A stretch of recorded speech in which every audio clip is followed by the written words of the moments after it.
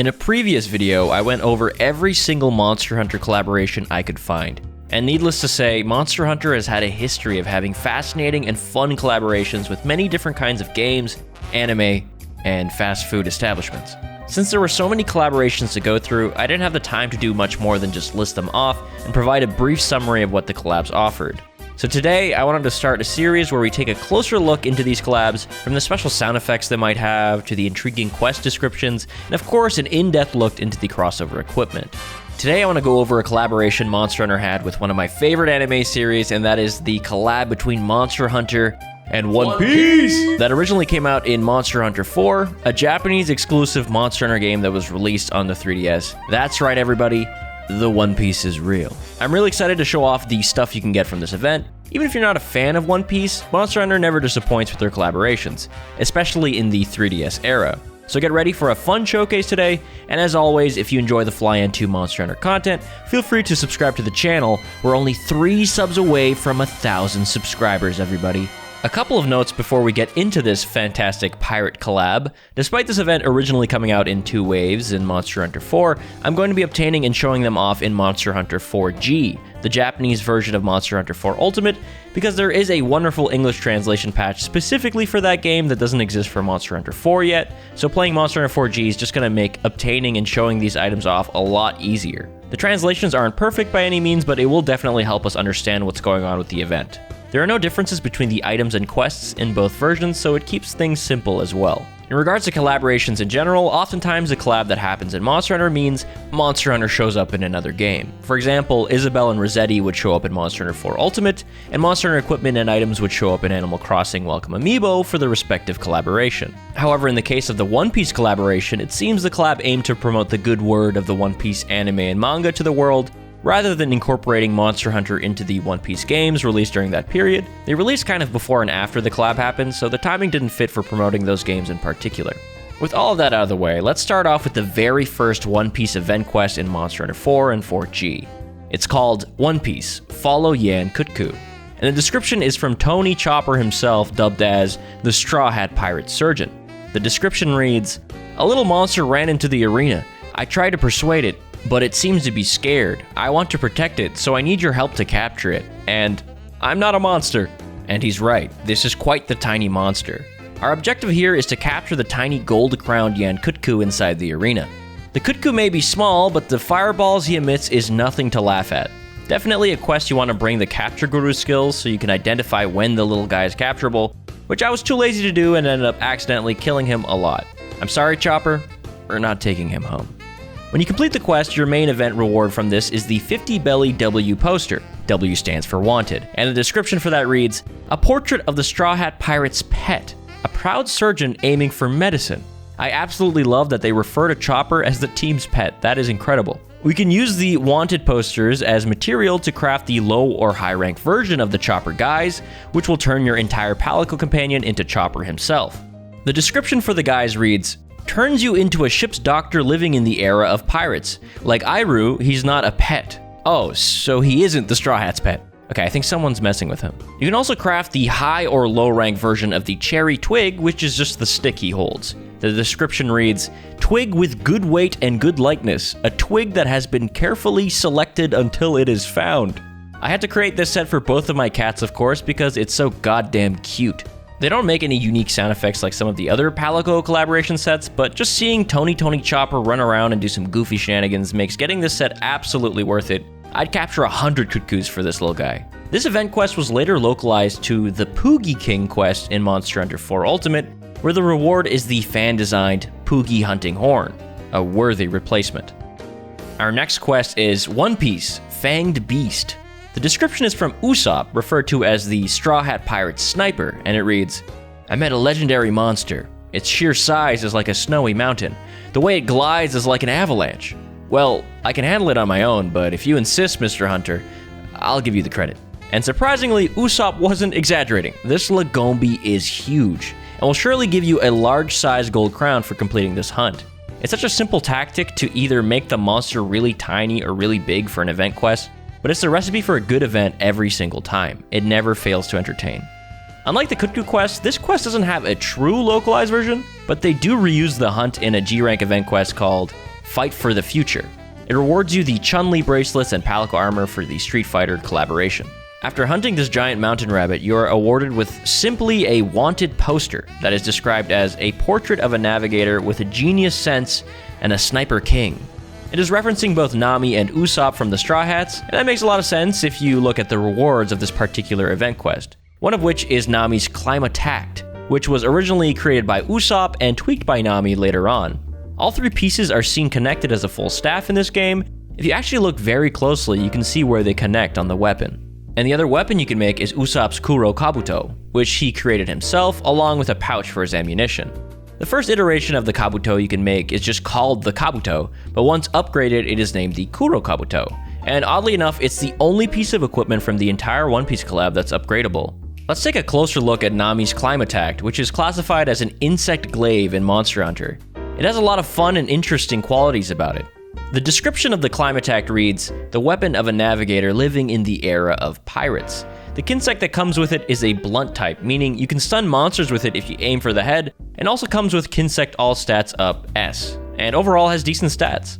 The glaive itself has a bit of white sharpness with sharpness +1, 496 attack, 1 slot, and 270 thunder element. Not the strongest insect glaive you could make in Monster Hunter 4, but pretty good considering you only have to make it once and it comes with a decent kinsect right off the gate. In Monster Hunter 4, 4G, and 4U, insect glaives are upgraded in tandem with the kinsect that's attached to it, but this specific weapon and kinsect cannot be upgraded any further. A big reason for that is the Climb Attack comes with its own unique kinsect. Oftentimes weapons with unique kinsects like this don't usually provide upgrades since the kinsect is usually strong right as soon as you craft it and ready to use for convenience. The kinsect is called Thunderball, but it resembles very much like the character Zeus from One Piece. The main difference is that it doesn't have Zeus's famous cartoony eyes and mouth, but for now I'll assume it's based on that character. When Zeus is sent out, the Climb Attack makes a bubbly noise and makes bubble effects everywhere, which is very true to the anime since Nami controls a variety of different bubble abilities with this weapon. The kinsect itself also makes a bunch of zappy thunder sounds. I love how the idle animation for the kinsect is the thunder coming out of it. It's very fun to look at. Certain moves really like causing bubbles and bubble sound effects, like this one with the trigger button that puts a tracker on the monster for Zeus to follow, as well as the move where you shoot kinsect juice. The Climb Attack itself makes thunder noises when you swing it around too. They put a lot of care into the details here. Just seeing the thunder effects coming from the staff itself is so fitting, it looks great. Overall, a very fun weapon to use that feels very faithful to One Piece. Next up is Usopp's Kabuto, which falls under the bow category. The description reads, "The slingshot of the sniper living in the era of pirates." The Kuro Kabuto is Usopp's pride and joy, and it's definitely one of the more unique looking bows out there in Monster Hunter. It sports 168 attack, 160 fire element, 15% affinity, and has arc shot blast. It allows use of the power, sleep, paint, exhaust, and blast coatings, which is a good batch of utility and damage. Again, the Kabuto is the only One Piece collab equipment that can be upgraded, and it upgrades to the Kuro Kabuto, and it bumps the stats up to 192 attack, 200 fire, and 20% affinity, making it a really good fire bow to use in Monster Hunter 4. When using the melee attacks on the Kabuto, the arrow is replaced with this big-ass knife for some reason. Looks like a giant sashimi knife to me, but I'm sure one of you One Piece Blade Masters in the comments can enlighten me on this one. I've never seen Usopp use this in my life, and it's definitely not one of Zoro's blades, so I'm guessing they just wanted to give him something cool. Instead of arrows, the Kabuto fires out these cute little spiky pellets that come from the ammo pouch. They don't seem to be referencing the pop greens he usually uses with the Kabuto. It's more like the Kayaku Boshi he's used in the past filled with gunpowder, or at least some variation of that. The Kabuto also has its own unique sound effects when firing these pellets, depending on which charge mode you do. And who could not adore the giant pouch these pellets are stored in, instead of the typical quiver you get with a bow. Also, when you pull out the Kabuto, it expands in size like many other weapons in Monster Hunter. Just thought I'd point it out. Overall, the Kuro Kabuto is a very fun weapon to use, and seeing all the fire explosion effects go off and being able to add on all the different coatings makes for a great experience that really makes you feel like a sniping god, adjusting to every situation in battle. This leads to our final and hardest quest by far in the One Piece collaboration. This particular quest and the equipment that you can craft from it came in the second and final wave of the One Piece collab, and it's quite the doozy. The quest is called One Piece, The Strongest Feast. Hunt both a furious Rajang and a savage Deviljho in the arena. The client for this quest is none other than the Straw Hat Pirates captain, Luffy. The description reads, "Woohoo! What's with those cool monsters? They look so tough. Are you a hunter? Shishishi. Well, it's a race to see who can beat them first. I'm gonna be king of the pirates. The description suggests that Luffy might take these guys out first, but he's nowhere to be seen. Probably busy eating some well-done steaks, I imagine. I need to let you guys know that soloing this quest is no joke. I admit I'm a little rusty with my 4th gen skills, but goddamn did I get absolutely sent into the Shadow Realm by this quest. These monsters just hit like a truck and fire laser beams wherever they stand. This quest Gumu kicked my ass. There's actually no equivalent to this quest in the localized release, straight up. Not in high or G rank does a quest involving fighting both Savage Deviljho and Furious Rajang exist, let alone simultaneously in the arena, making this an incredibly difficult JP exclusive quest for the One Piece event. I came back with G rank gear and it was still pretty tough, but I used the strat where I would block Deviljho off first so I could take care of Rajang, otherwise I would get sniped across the map by Rajang's laser beams. Of course, I had the worst luck in getting the amount of drops I needed to make all the items, but it was all worth it. The main reward is the 100 million plus wanted poster that is described as a portrait of a captain dreaming to be a pirate king and his crew who aims to be the best swordsman, referencing both Luffy and Zoro. And you guessed it, we can make some equipment based on those two, and they're definitely the highlight of the One Piece event. Let's start off with Zoro's weapon, the Pirate Hunter's Soul. Shown off here are the 3 swords Zoro has during the beginning of the time skip in One Piece, the Sandai Kitetsu, the Wado Ichimonji, and Shusui. The description of the swords reads, "The swords of a swordsman living in the era of pirates." The Pirate Hunter's Soul has 528 attack, 3 slots, 140 fire element when awakened, a whopping 60% affinity, and a lot of white sharpness, especially if you use sharpness +1 or razor sharp. This is a very good longsword, which makes sense considering how difficult the quest was to obtain it. Now, this is technically classified as a longsword, but there's 3 of them, so how does it work? Incredibly, of course. Visually, you're swinging all 3 swords around depending on what moves you're doing, but it's an illusion. There's an invisible sword hitbox where it usually is, like the other longswords, but it's still a great illusion nonetheless. They went the extra effort of bending your hand in a way that makes it seem like you're holding the other sword, and of course sticking a sword in your mouth like Zoro himself. And on top of that, each individual sword gets its own glow from the spirit bar, and changes color depending on which level you're at, and it looks badass. I noticed, however, that depending on which actions you're doing, the glow disappears for a couple frames. Another great touch is that the weapons stay at your side just like Zoro, instead of on your back like how longswords usually are. It is funny how the sword sheaths immediately disappear when you draw your weapon though, and when you sheath your weapon, you only put away 1 sword instead of all 3. They did a really good job of making you feel like the King of Hell. Seriously though, hitting the round slash at the end of your combo and seeing your mouth sword hit the monster too is pretty cool. And it's great that it's such a strong weapon too, so you have a lot more reason to use it. And now it's time for the final piece of the One Piece collab, the weapon based on the Straw Hat Captain himself, Luffy. The Gigant Pistol Dual Blades. With the weapon sheath, it has an interesting look of having Luffy's straw hat on your back. How peculiar. The description for this weapon reads, "The skill of a captain who lives in the era of pirates, the new power he acquired to protect his friends." The Gigant Pistols has 120 fire when awakened, similar to Zoro's weapons, blue sharpness, even with sharpness +1, minus 30% affinity, 1 slot, and 322 attack. It may not seem like a super strong weapon, but this is one of the highest raw damage dual blades in Monster Hunter 4. It's no joke.